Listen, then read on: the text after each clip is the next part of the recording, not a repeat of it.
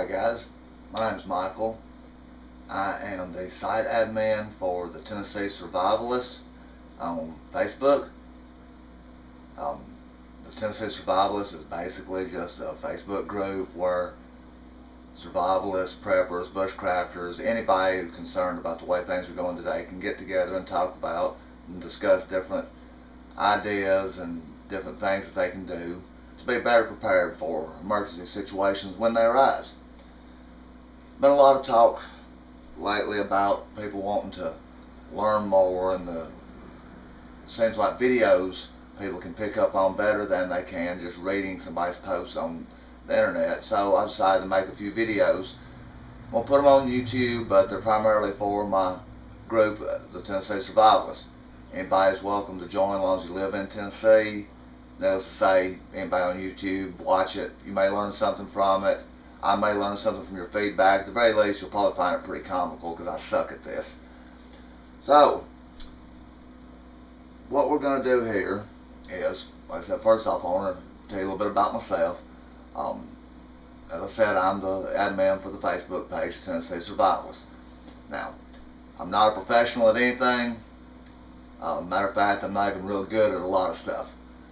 My wife and I have been prepping somewhat, if you want to call it that, for the past several years. I don't consider myself an extreme prepper. I don't consider myself an extreme survivalist. I guess in a way more of an adult Boy Scout, trying to be prepared for anything that may come my way. A lot of people don't really know where to get started when being better prepared for an emergency. There's been a lot of talk about bug out bags or go bags or bobs as they're called, whatever you want to call them. For me, it would be a go bag. They all mean the same thing. Having a supply of gear and equipment all in one combined condensed area where you can go to in an emergency and have the basic needs of survival ready right there at hand without having to search for anything. Or if you needed to go, if you needed to bug out, you need to leave your home for any reason, you grab your bag and go and not have to worry about what you did or didn't pack, because everything you need, all your basic necessities are right there with you.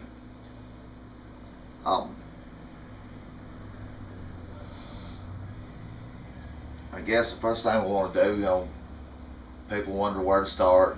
Well, the first thing you got to do is start. If you're going to build a bob, a bug out bag, go bag, first thing you need to do is start with a bag. Needless to say, it doesn't have to be anything fancy. You don't have to have the most tactical recon bag or the current military issue. Those things are great if that's your thing. To me, whatever works best is what I'm going to buy. Got a couple of examples for you here. The one over here to my right, this is my pack. Yes, it's more tactical looking than some. It's not a basic hiking pack, but at the same time, it's not a military pack. This is not really expensive either. So those of you that are worried about having to sink wads and wads of dollars and breaking the bank, you don't have to do that, guys. I'm telling you. This pack, a lot of people make fun of it. It comes from Walmart. Bought it back around Christmas time. It's made by Field Line. It's more or less just designed for a hunting pack. It does have a lot of military style goodies on it. It's got the MOLLE straps where you can attach the other things to it. Kind of a selling feature to me because it is nice to be able to lash other things to my pack that I may not have room for. But is it a necessity? No. I just liked it because it's got several different pouches and ways of organizing my gear. Is it a necessity again? No. Over here on the left, there's another example. Just a basic day pack. I think this one again comes from Walmart, probably about 20-25 bucks. A little small for a go bag to me. This one's my wife's. It works great for her though. That's what it's all about, is what works best for you and your needs, your necessities. You don't have to really go that big. If you're really wanting to build a basic kit for everyday events, you could even get by with something as small as this. And again, it doesn't have to look like this. It's just a little shoulder bag, haversack, whatever you want to call it. I use it in conjunction with my pack, but you could get by with this to begin with. You couldn't fit a whole lot of food or water or anything like that in it. but you can have some basic gear to help you acquire those things in the event of an emergency. Okay. Before we start talking about what goes in the bag, it's important to understand some of the basic theories of survival. Now, I am a big fan of Dave Canterbury. Dave, or anybody from the Pathfinder School, if you're watching this, I'm going to give you full credit for anything I'm about to say here, because just from your videos on YouTube, your Facebook page, I have learned so much. And one of the important things that I've learned off of that I've really lean to in all of my survival gear is what Dave calls the 10 C's of survivability. And that's basically just 10 different items that you can have with you in your pack or on your person to help you be better prepared in the event of an emergency.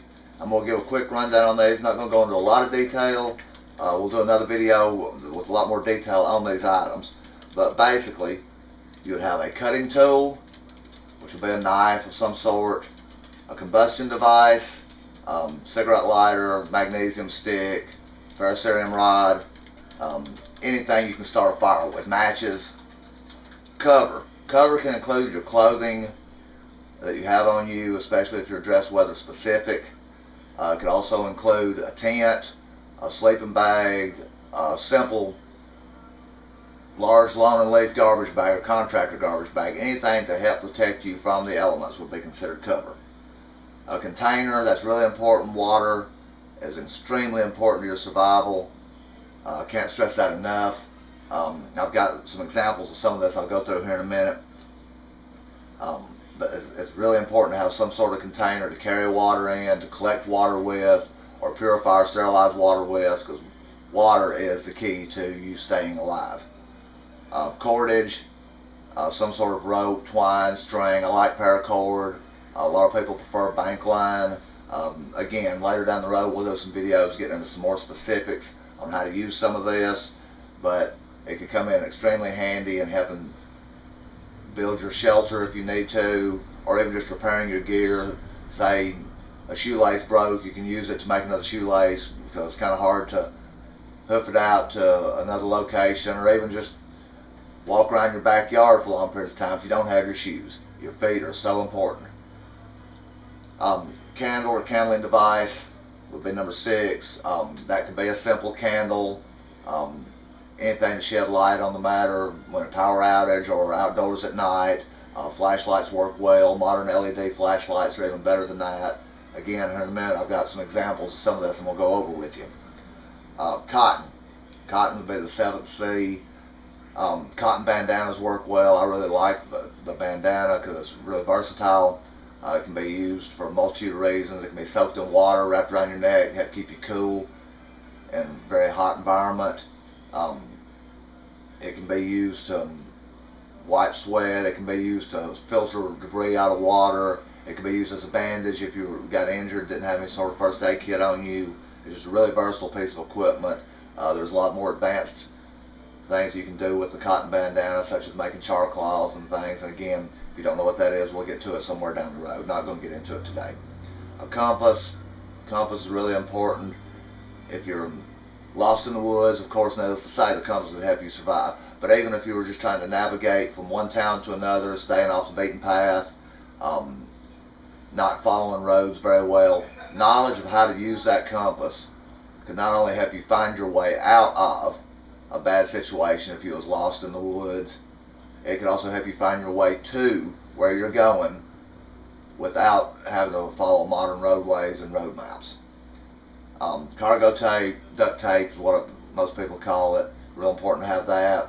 There's a lot of things you can do with it. You can make a container out of it if you needed to. You can patch up your clothing, your gear. A lot of people don't know this, but you can use duct tape for a fire starter.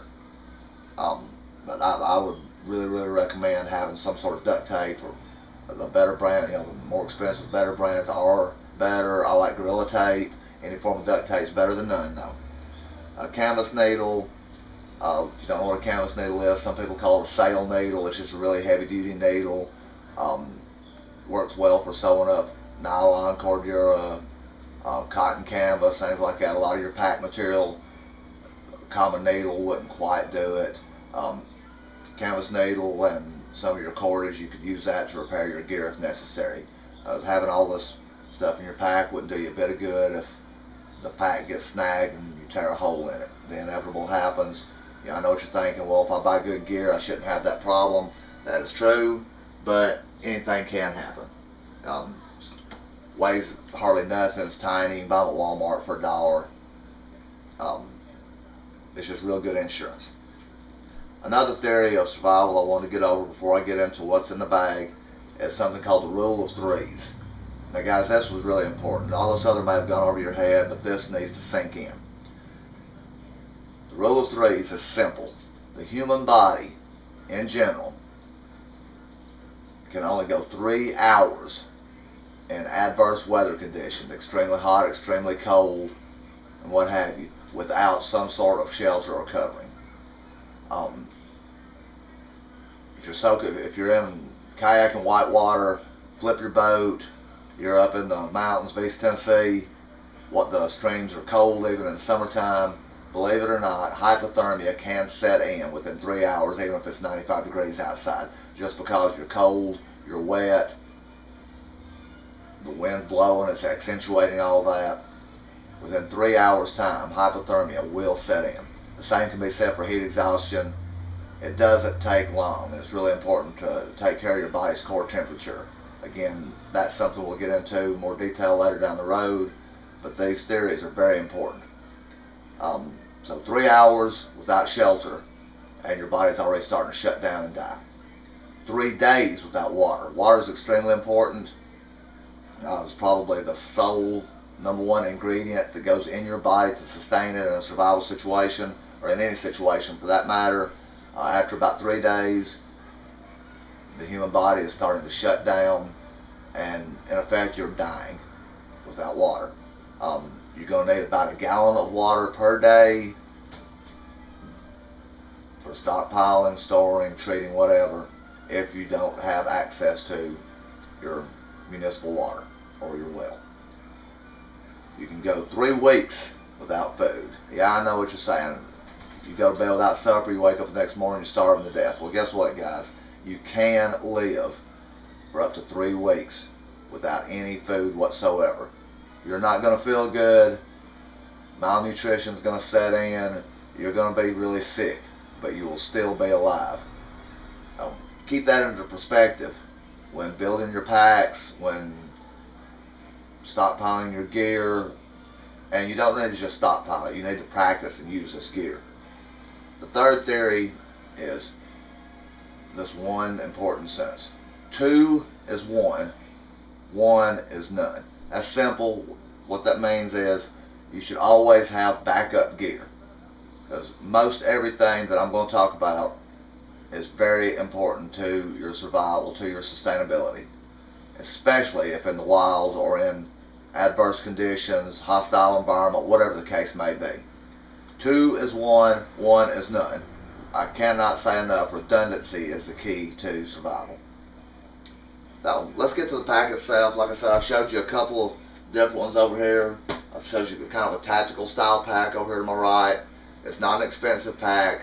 If you want to go out and spend the money on a Condor or a Black Hawk or a 511, feel free to do so. You're going to get a great pack. Do I feel like it's necessary for me? No, I don't. This pack right here seems to serve me well. I take it camping with me. It goes in the outdoors a lot. It gets used. It doesn't just sit in the corner. My wife's little pack is a great alternative. A lot of women don't want a big bulky pack, and you can fit the basic necessities in this. Little shoulder bag, it'll probably make a good everyday carry. You're not going to fit any food products. You're not going to fit hardly any water in this. You can have water treatment. You can have methods to collect food and so forth. You don't want to pack, let's say you don't even want to think about having a bug out. You know what, guys, you can do this with a shoebox. You can do it with a laundry basket or one of these cheap plastic tubs like you can buy at the dollar store or Walmart or Kmart or just about anywhere. I've seen them $5 or $6. Fill it full of your supplies, 3 days worth of food, stuff in a corner, throw it in your closet, rotate your food out occasionally. You've got what you need for a basic emergency. I know what everybody's really wanting to say is what's in the pack. People ask me all the time, Michael, what do you have in your pack? Well, I'm not really going to go through exactly what I have. I am going to go through some things that I own, some good starter gear. Some of it's better than starter gear. Some of it I would stake my life on. Let's just look at a few things here. We'll start with the cutting tools, knives. I am a knife fanatic. You ask my wife, ask anybody. I like my cutting tools. Sometimes to a fault, I go overboard with them. I'm going to show you some really affordable options though. I'm not going to get into any high-end gear right now. High-end gear is great. There's nothing wrong with it. I have some myself, but you don't have to have it. It's more of a personal preference than a need to me. Yes, you get what you pay for, but there's almost always an alternative to that $300 knife. Not knocking it, guys. If you own a $300 survival knife, good for you. They're great. It should last you a lifetime. What I'm going to be showing here is not so much for long-term sustainability, but more for having it in an emergency. It won't fail you, but it may not last a lifetime. Some of it may. Some of it's really good stuff. Let's go through this real quick. I'm dragging really bad. First thing I'm going to show you. Alright guys, we're going to talk about what goes in the bag. Got quite a bit of gear laid out here. This is not all inclusive by no means. Some of this is not even what I actually pack in my bag, but it's stuff I have used in the past. It's good beginner gear. Some of it's good long-term gear. Yeah, I got my helper here, my prepping partner Diana. I guess she wants to be on the video too. She doesn't go in the bag. At least I hope not. Anyway,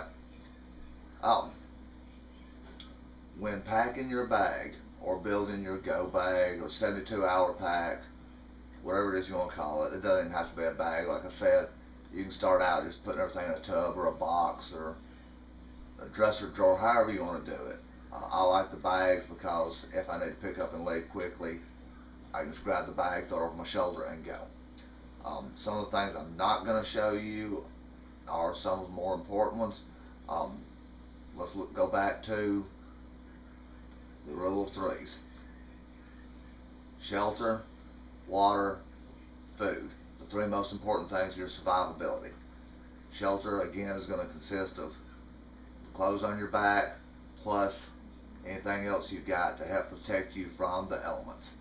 In some cases, you're not going to have any control over the clothes on your back. In the case of a fire, tornado, or other natural disaster, if it's a planned bug out, if you will, you'll have a little bit more control, dress appropriately, but you're definitely going to want to address shelter. I got a few things here I want to talk about as far as shelter goes. That would be also your covering. We talked about the 10 C's earlier. One thing I don't have handy to show you would be a tarp. It's much lighter than a tent, much easier to make shelter with, much easier to pack. It doesn't weigh much of nothing. You can buy all kinds of different tarps, oilskin or oilcloths. Tent Smiths makes a good one. You can buy Sil Nylon from a lot of different places. They're excellent. A lot of hikers use them. A lot of hammock campers use them for covering over their hammock. Gets them up off the ground. Still has good covering. These are great if you can afford one. If you can't, at least go out and buy yourself a cheap poly tarp from Walmart or Tractor Supply, Lowe's, wherever. You can buy these for $6 or $7. I'll do a video later down the road showing some different configurations for making a shelter out of these, but they are great for an emergency shelter. Another good option is these little emergency blankets. This one's made by SOL. Lots of companies make them. They start out at $3 or $4. I think this one was probably maybe $5 or $6, a little bit more expensive. They're fairly lightweight. They're fairly disposable. But in an emergency, it doesn't matter if it lasts forever, as long as it lasts you through your emergency. If you're looking for more long-term gear, SOL and a few other companies do make some that are reusable. They're a little bit thicker fabric, or not fabric, but material. They're basically Mylar, which is an aluminized plastic. They have a shiny surface on one side, it's very reflective, the other surface is not. If you're battling cold weather, you can wrap up in this with a reflective surface against you. It'll help hold your body heat in. You can line the inside of your tarp shelter with it to reflect your heat back down. It'll also reflect heat from a fire back down on you. Lots of ways you can use it to reflect and maintain your body's core temperature. You can turn them inside out. If it's real hot, you can reflect the sun off of you, and likewise on your tarp shelter or what have you to keep extreme heat off of you. Again, protecting your body's core temperature is vital. Sleeping bags. A lot of people think they can't sleep in the wild or out of their home without a sleeping bag. You can. A wool blanket works great. I've got one right here. This is queen size blanket. It's 100% wool. At least 70% will get you by. I prefer 100% over any of them. A little heavy. Unless you really want to start adding a lot of weight to your bag, you may want to think about the wool blanket. I like mine. There are other options out there. I've got a really lightweight one here for spring and summer use. This is an Ozark Trail mummy style sleeping bag. The mummy style is basically like a hood. It comes over your head. It can draw tight around your mouth or your face, leaving your mouth that way you can breathe real well. These are great bags. This one's really small, really compact. It's good rated down to 40 degrees. Not sure if I would feel comfortable laying out in the outdoors in 40-degree temperature with nothing but this, but they're still great lightweight sleeping bags for this time of the year or even the dead of summer. You could, in colder weather, you could use this in conjunction with your wool blanket. I don't believe you'd have a better problem in the world. These are small, they're lightweight, they're easy to pack. Great option. I think this one was probably like $35 through Walmart, somewhere in that neighborhood. They're not dirt cheap, but they're definitely not a $200 high-end hiking bag either.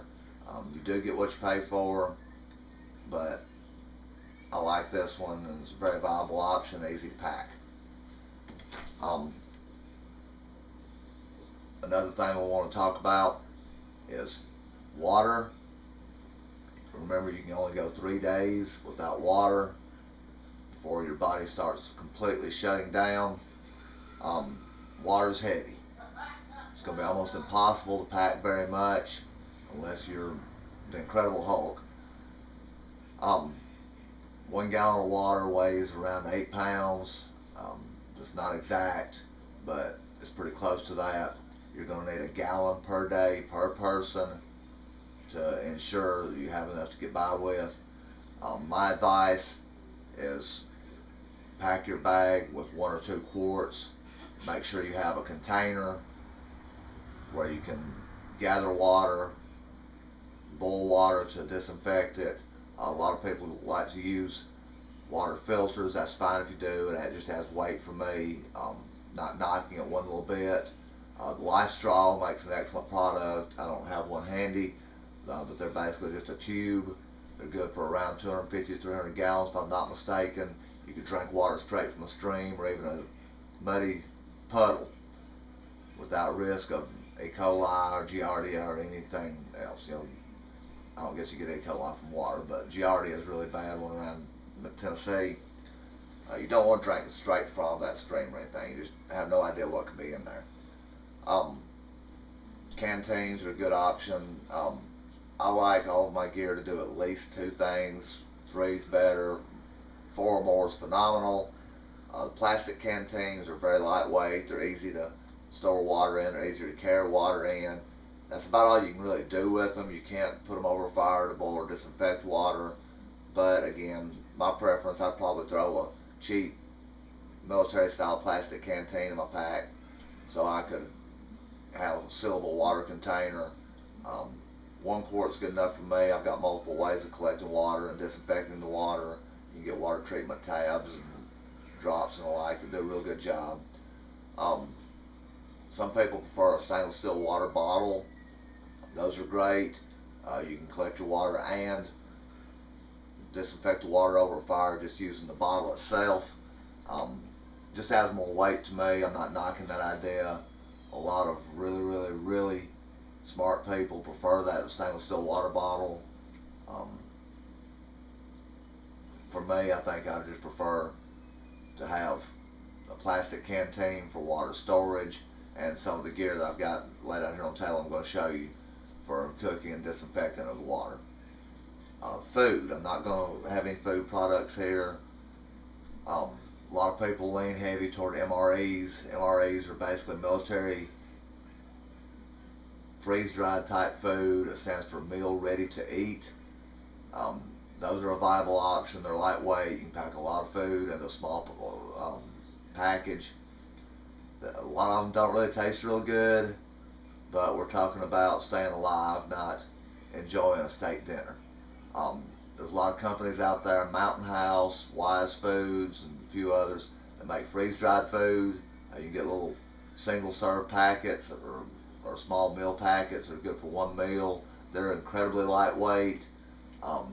They're good options to go in your pack. Basically, you just add water, heat, and eat. We'll do a segment later down the road on survival foods, both in the home if you're digging in and in the wilderness or in a bug out situation where you've just been trying to live off what's in your pack. I'm not really going to get into that a lot, but it's important to keep at least 3 days worth of food in your pack. I know you're probably thinking, well, what if I'm out for more than 3 days? Well, then we're going beyond survivability and more into sustainability, which is a whole different topic. It'd be best to be able to hunt, trap, fish, procure your food in the wild like that, as opposed to trying to stockpile tons of food just for your bag. It's going to get really heavy. You're probably not going to be able to make it very far with it. I would recommend 3 to 5 days worth of food. Find something lightweight. Try it out before you commit to stockpiling it or put it in your bag. Buy you some samples, buy you some of the freeze-dried food. Cook it and eat it at home. See if you're going to be able to eat it. Everybody's got different tastes. For me, the MREs suck. I just don't like hardly anything I've ever eaten out of an actual MRE format, especially surplus MREs. Some of the stuff from Mountain House and Wise Foods is not bad. There are other options that are fairly long-term, shelf-stable, that are fairly lightweight and packed small. I'll get into some of that later. Just important to find some types of food that you can stand to carry in your pack and have at least 3 days worth of it. 4 or 5 is better. Anything more than that, you're just adding weight. I guess we're going to get into what goes in the pack. I'm not going to go through all the contents of my pack. Like I said, I'm just going to show you some things that are noteworthy to me, either being outstanding gear or just good gear for the money. I think my videos are probably going to appeal more to beginners, and it's always best to not have to sink a fortune in at the beginning, so you can spread what money you do have out over a wider spectrum. Sometimes the expense of gear and prepping can overwhelm people. I'm trying to make sure that you see ways of getting involved and just doing something with any money you do have. I'm just going to kind of go around the table in front of me and talk about some of this a little bit. We're not going to go into any great detail. I've already showed you the sleeping bag I've got over here. That's just one of the many options. I really like this one. I prefer this. I'm going to have to carry a sleeping bag. Something I'm real big into, anybody that knows me knows I am a knife fanatic. I love my knives. I've probably got 10 times more than I'll ever need in a million years. These are not some of the best knives on the market that I'm about to show you. Some of these are not even good long-term knives, but they're really good to get you started. And who knows, they may actually suit your purpose as good as the more expensive ones. I'm not saying there's anything wrong with going out and spending $200-300 on a survival knife or a bushcraft knife. Lots of people do, and you get what you pay for. There are, for some people, for a lot of people, you're not going to necessarily need that, especially if this is less of a lifestyle and more of just an emergency preparedness thing. You definitely don't want gear to fail on you, but you shouldn't have to break the bank being prepared for an emergency. So with that said, let's see what we got laying down here. Alright, this is the GI Tanto by Cold Steel Cutlery. It's a pretty inexpensive knife for what it is. I think I paid around 28, maybe 30 bucks for this off of Amazon.com. Um, Not going to do a full review on that. That's coming down the road, but I will tell you quickly. It's a really ugly knife. It's just there's no beauty to this at all. If that matters to you, don't buy this or don't expect it to look good. The finish is crappy. You probably can't tell in the video from this distance, but it's already getting scratched and marred and beat up. It feels okay in the hand. It's got what I need in a survival knife though. It's made out of high carbon steel. It sharpens easy. It comes with a good edge out of the box. I did have to do some work on the back side of the blade to get it to where it would throw sparks off of a piece of flint or hard rock, or where it was striking a ferrocerium rod better. But that wasn't a big deal to do, especially on an inexpensive knife like this. It's fairly thick. I think it's 3/16 of an inch thick. Makes it pretty solid. It has absolutely no flex to it. The handle scales look pretty cheap, but they don't feel too bad in hand. It's full tang. That means that the blade runs all the way down into the handle. I don't know if you can see it or not, but the handle scale is literally the same shape as the steel. It's all one piece of high carbon steel. That's three main things I look for in a survival knife: full tang, fairly thick and heavy duty, carbon steel. Stainless is okay. I prefer carbon, some don't. I've got my reasons. We'll get into that on a knife video and we'll do later down the road. Again, good entry-level knife. The Tanto style blade does not lend itself to field use really that well. I think the blade design is more for a fighting style knife.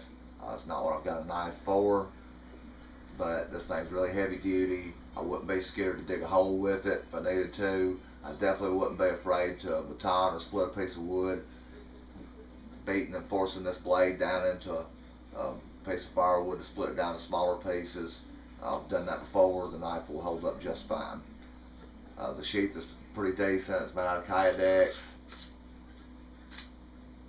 I don't know if you could hear that or not, but the blade actually snaps in, holds really securely even without the extra strap. Not a bad knife. Definitely is not my main go-to knife, but I keep it laying around as a backup. Again, 2 is 1, 1 is none, just because it's extremely durable. This little knife here is made by Mora. This is their companion.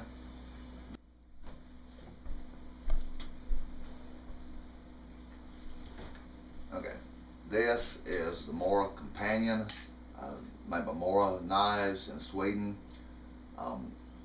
Not going to go into a lot of detail again on all this gear. Just giving you some basics of what can be had for low dollar. This is probably one of my favorite knives I own out of anything I've got. They are high carbon steel. They meet most of my qualifications for being a good survival knife. As you can see, it's not real big. It's not real heavy duty, but these things are really durable. They'll last a lifetime if you take care of them. Use them properly.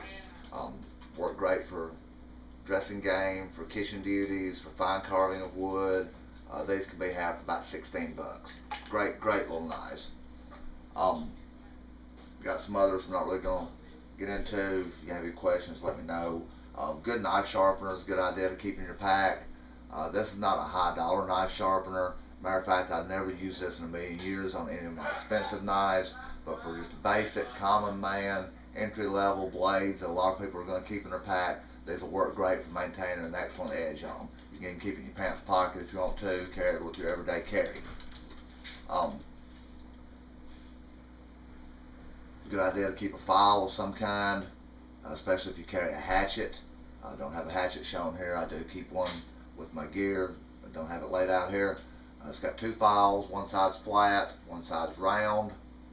Be great for taking burrs and keeping the shape of your blade of your axe or hatchet in good shape.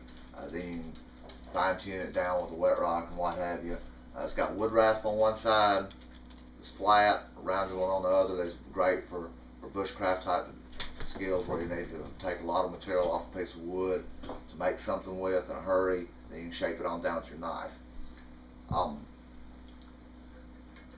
Dog food dish.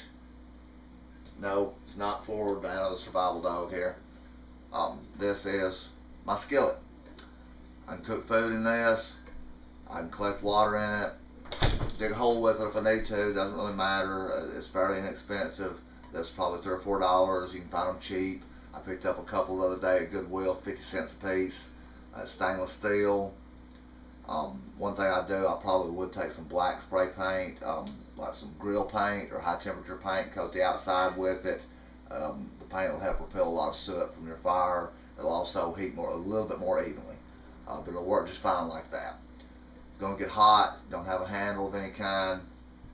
I keep a pair of vice grips in my pack, use them for multiple purposes, but they make a great handle for my makeshift skillet.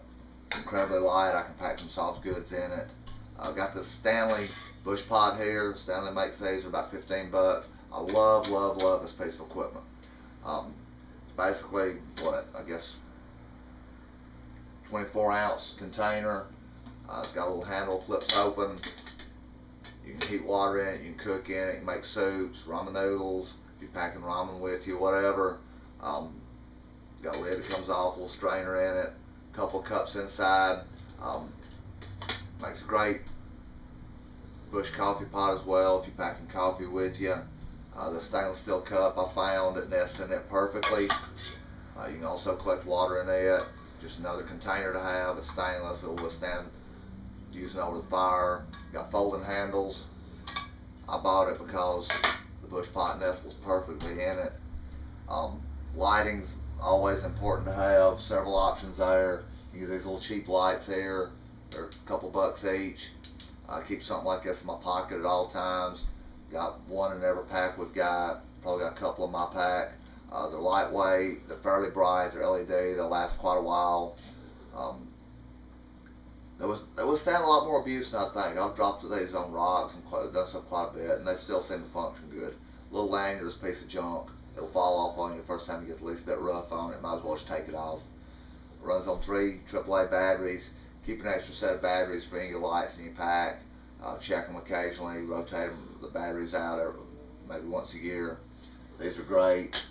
These little headlamps are a good idea. I love this one. I've had that for quite a while. It's maybe an Energizer. There's more expensive stuff on the market, but this one still works just fine. The reason I like headlamps is you can put it on your head, you can direct the beam where you want it, where you're actually looking. Frees up both your hands. I bought it originally to use fishing, that way I could free up both hands for baiting hooks or tying hooks on. Then realize how good a piece of equipment it is for survival use. That way, no matter what your task is, your light is directed where you're looking, your hands are free. A lot of other options out there. As far as emergency shelters, it's a good idea. I talked about tarps and the like. It's a good idea to have a Mylar blanket, survival blanket, space blanket, whatever you want to call it. You can get them pretty cheap. Some of them that can be bought at like Walmart and the like are only $3 or $4. They'll work just fine. They are disposable. They won't last very long. After you fold it and unfold it a couple of times, it's going to fall apart more than likely. This was a little bit more durable. I like it real well. It's made by SOL. Again, it is still disposable though. They make some that are a little bit more durable. They're designed for reusing.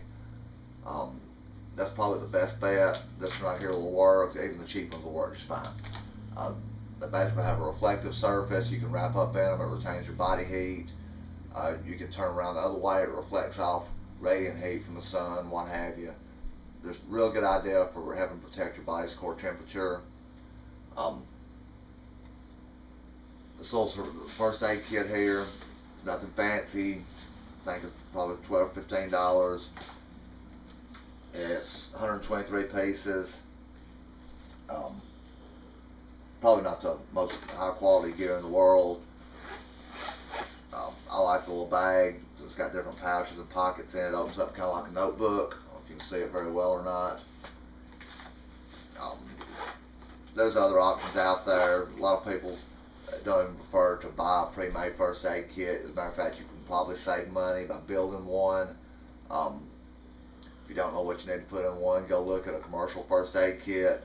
look at the ingredients and supplies on it, buy the stuff you need, throw it in a Ziploc bag, stick it in your pack. While I'm thinking about it, Ziploc bags are great. They're good waterproofing. Anything that could get damaged by moisture, water, what have you, keep it in a Ziploc bag. Keep you a few extra Ziploc bags in your pack, 2 or 3 trash bags. Kitchen bags are fine. The lawn and leaf bags or commercial bags, like for big 55-gallon drums, are even better. You can make improvised shelters with them. You can make a rain poncho with them. Use them for ground cloths if you need to sit down and rest. Don't want to sit in a mud puddle.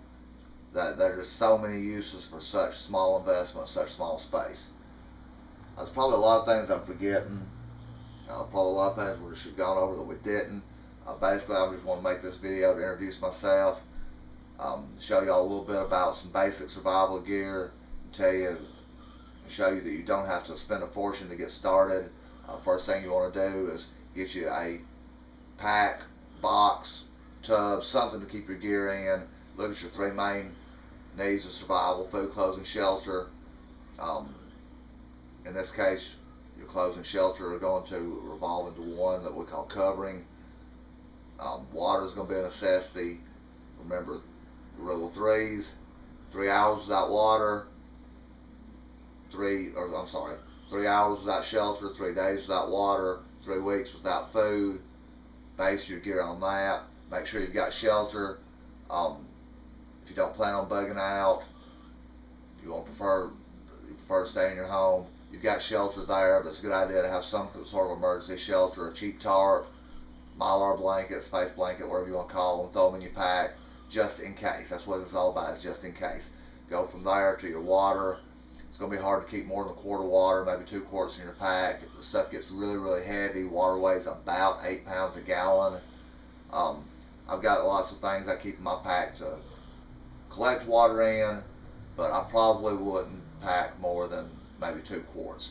A lot of people like stainless steel containers because they can collect their water, they can store their water without it leaking, and they can heat their water in that stainless steel water bottle. I prefer to have my stainless steel cook set and maybe just like a plastic canteen. The military canteens, you can pick them up for $2 or $3 a piece. They work great. My wife's got like a Boy Scout type canteen. The little shoulder strap and the case it's in is pretty crappy. It'll wear out pretty quick, but I think it holds 2 quarts of water. The plastic's pretty durable. It's not a multi-function item, but it's a really nice sealed container for transporting your water in if you need to. Food's going to be incredibly important. Discuss a little bit about the MREs and the like. Start there and then expand your gear out. I'll be doing some more videos later down the road targeting specific areas of your gear set and your mindset and your training and knowledge for survivability, and even go into some sustainability for long-term survival situations. I guess that's about it for right now. If you live in Tennessee, come check us out on Facebook at the Tennessee Survivalist. I'm Michael. We're out.